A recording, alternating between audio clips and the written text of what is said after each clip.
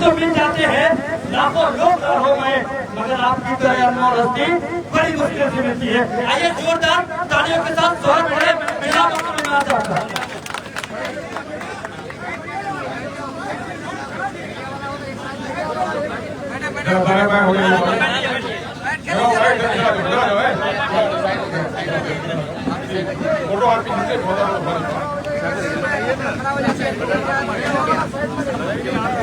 अंधेरीको गाफिल न बैठो आशियानों में, तुम्हारी बर्बादी की साजिशें हो रही है आसमानों।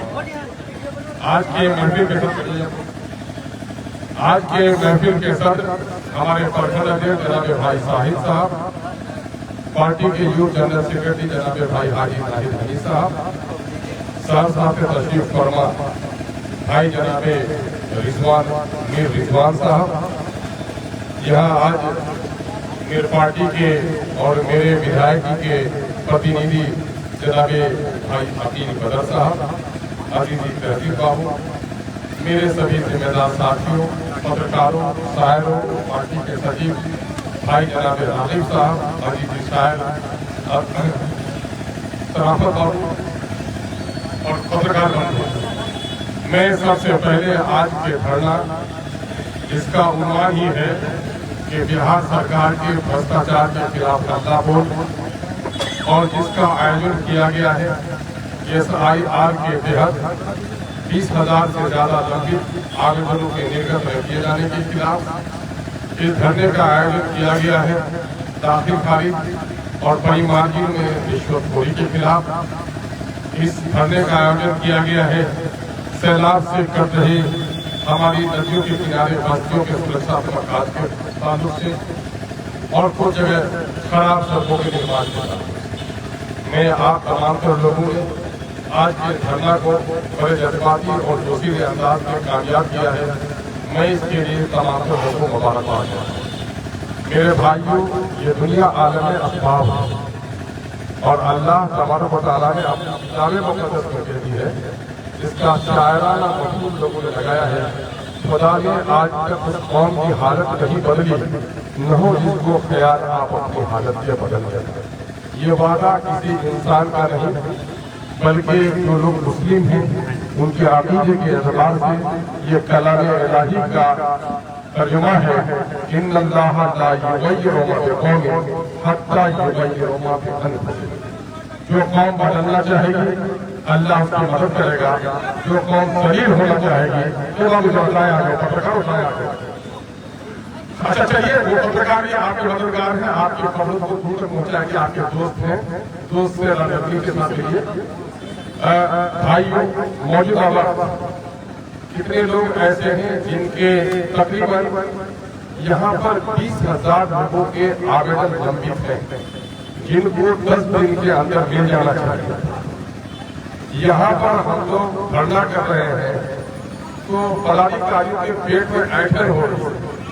मैं प्रखंड के पदाधिकारी को या जिला पदाधिकारी को कहने के लिए आया हूँ, ये आप सम्मानित पदाधिकारी हैं, भारत के नागरिक हैं, बाप के मेहनती बेटे हैं और राष्ट्र का एक संपत्ति है।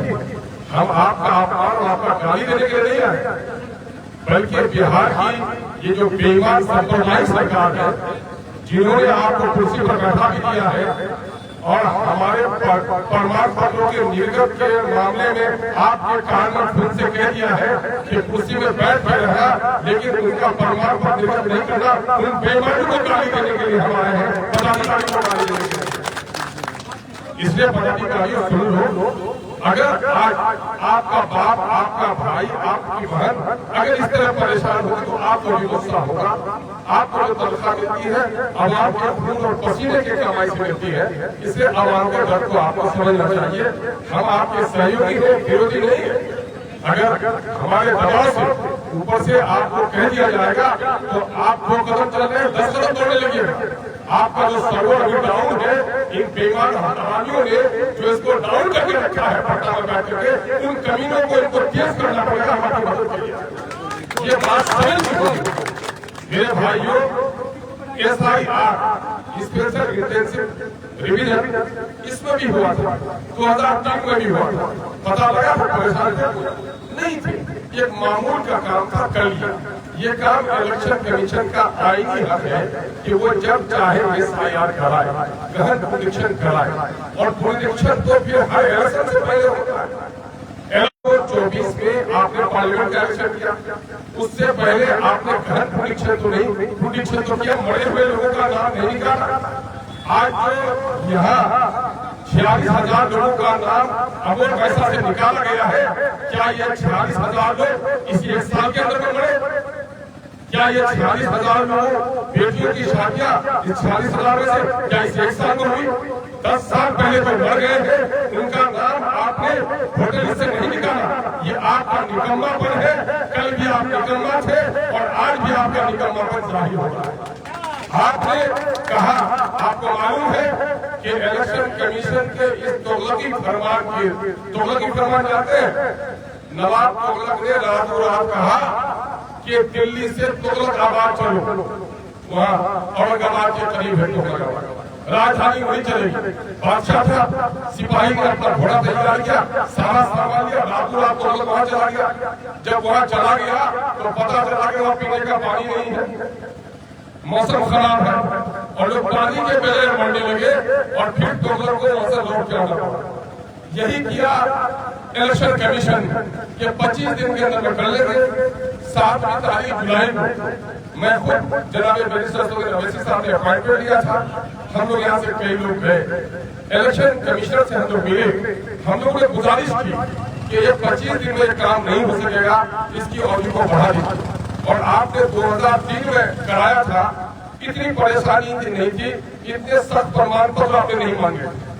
दूसरा मामला ये था कि 2003 में आपने कराया, 1 साल के बाद 2004 में पार्लियामेंट का इलेक्शन हुआ, और 2 साल के बाद असेंबली का इलेक्शन हुआ, और अभी 3 महीने के अंदर इलेक्शन होने जा रहा है।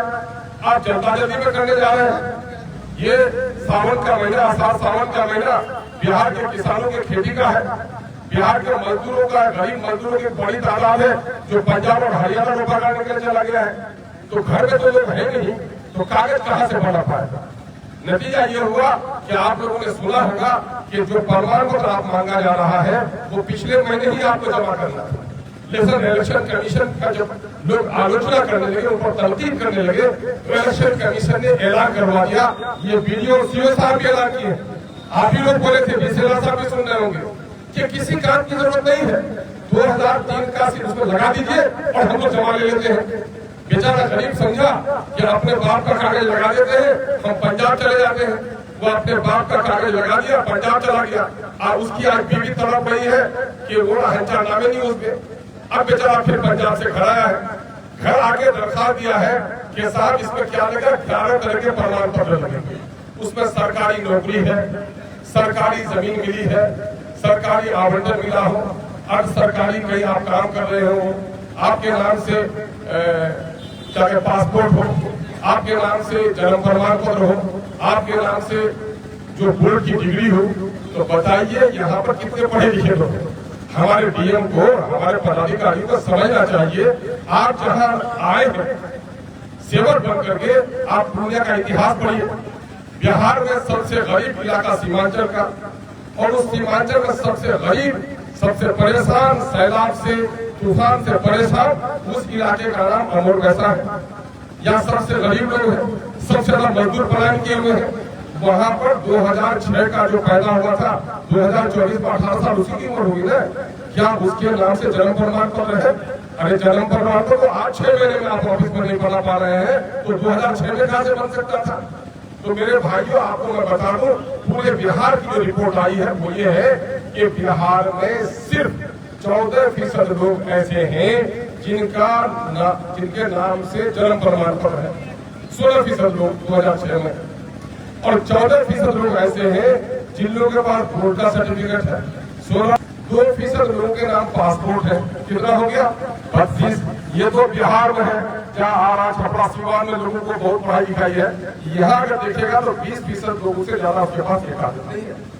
या 80% लोगों का मामला है कि उनका मामला है कि आवास प्रमाण पत्र दिया जाए, उनके नाम से पारिवारिक सूची जारी की जाए, उनके नाम से वंशावली बनाई जाए। और जब ये बनाने का काम शुरू हुआ तो बीजेपी के महान नेता जो सम्राट चौधरी साहब है, उनको लगा कि साहब सारा बांग्लादेशी बना रहा है। सम्राट चौधरी जी को मैंने कहा है असेंबली में, सम्राट चौधरी जी हमारी दाढ़ी टोपी देखकर हम बांग्लादेशी नजर आते हैं। आज जब मुल्क का बंटवारा होता तो मेरे बाप दादा पलटी मारते तो पाकिस्तान में चले जाते। अगर टुकड़ा होने से हिंदुस्तान को आसाम से किसी ने बचाया है तो हमारे बाप दादा ने बचाने का काम किया तुम्हारे पास। और आज हमी से रंगे गुलिस्ता, हमी से रंगे चलन और हमी को नजर गुलिस्ता पे अख्तियार नहीं। ये बेईमान लोग आज हमको बर्बाद करना चाहते हैं। ये शरारत उनकी है। इलेक्शन कमीशन ऑफ इंडिया को सुप्रीम कोर्ट में केस किए हैं 5-7 लोगों ने, उसमें से आपका खादिम अख्तर उल ईमान भी केस किया है। और उस केस में जो लोग केस किए हैं उन लोगों का नाम बिहार के वोटर लिस्ट में नहीं है। और केस करने वालों में मैं वाहिद आदमी हूँ जिसका बिहार के वोटर लिस्ट में नाम है। सुप्रीम कोर्ट में जब बहस हुई कि साहब ये लोग तो केस किए हैं, ये लोग तो बिहार के वोटर ही नहीं है, तो हमारे वकील जिसको बैरिस्टर अशोक नबी साहब ने हायर किया है, निजाम पासा साहब ने कहा साहब कि मेरा पिटिशनर सिर्फ वोटर ही नहीं है, बिहार की असेंबली का मेंबर भी है। तो वो दूसरा होकर चुप हो गया। मेरे भाई, सुप्रीम कोर्ट ने कहा इलेक्शन कमीशन ऑफ इंडिया को कि आप आधार कार्ड ले लो, ईपिक ले लो, राशन कार्ड ले लो। इलेक्शन कमीशन ने कोई मसला नहीं माना, लेकिन हमारा सीओ, हमारा बीडीओ, हमारा डीसीआर, हमारा एसडीओ कहता है कि नहीं आपका वो भी काम चल जाएगा। अभी एक वीडियो का मेरे पास मोबाइल रिकॉर्ड है जो बीएलओ को समझा रहा है, अरे ये सब कागज से भी काम चला लो। तो मैं ये पूछना चाहता हूँ इलेक्शन कमीशन ऑफ इंडिया से, मैं पूछना चाहता हूँ भाजपा की सरकार से कि जरा शर्म करो कि इलेक्शन कमिश्नर बड़ा है या वीडियो बड़ा है। वीडियो कर रहा है कि राशन कार्ड और इससे भी काम चल जाएगा, और इलेक्शन कमीशन कर रहा है कि काम नहीं चलेगा और सुप्रीम कोर्ट के ऑर्डर को नहीं माना जाएगा। ये जो विरोधाभास है, अभी हम मिले थे 6 तारीख को डीएम साहब से, मैं यहाँ पंचायत समिति की बैठक में भी था। ये बात बताइए, ये मामला जो नाम कटा है या जिसको प्रमाण पत्र नहीं मिला है, क्या वो सब लोग एमआईएम का है? क्या वो राजद का नहीं है? कांग्रेस के लोगों को प्रमाण पत्र मिल गया है, भाजपा के लोगों को मिल गया है। और आप जो नुमाइंदा चुने हैं, क्या सिर्फ अख्तर उल ईमान आपका खादिम है? हमारे मुखिया जी को लड़ाई में नहीं आना चाहिए? हमारे प्रमुख साहब को नहीं आना चाहिए? क्या हमारे समिति साहब को लड़ाई नहीं लड़नी चाहिए? क्या हमारे एमपी साहब को लड़ाई नहीं लड़नी चाहिए? दिल पे हाथ रखकर इंसाफ कीजिए कि जो लोग वोट मांगने के लिए आते हैं, सबकी जिम्मेदारी थी कि अपने वोटरों की हिफाजत के लिए खड़ा हो जाए। लेकिन यही नहीं, असेंबली में भी 243 लोगों में वाहिद अख्तर उल ईमान खड़ा हुआ, बाकी लोगों को लकवा हुआ, कमर के तरफ से उठ नहीं सका। इस बात को ये कौन सा दर्द है? ये दर्द है वो जज्बे हिम्मत कि अख्तर उल ईमान सियासत को सियासत, मक्कारी अय्यारी के तौर नहीं करता है, अख्तर उल ईमान सियासत को इबादत समझकर करता है।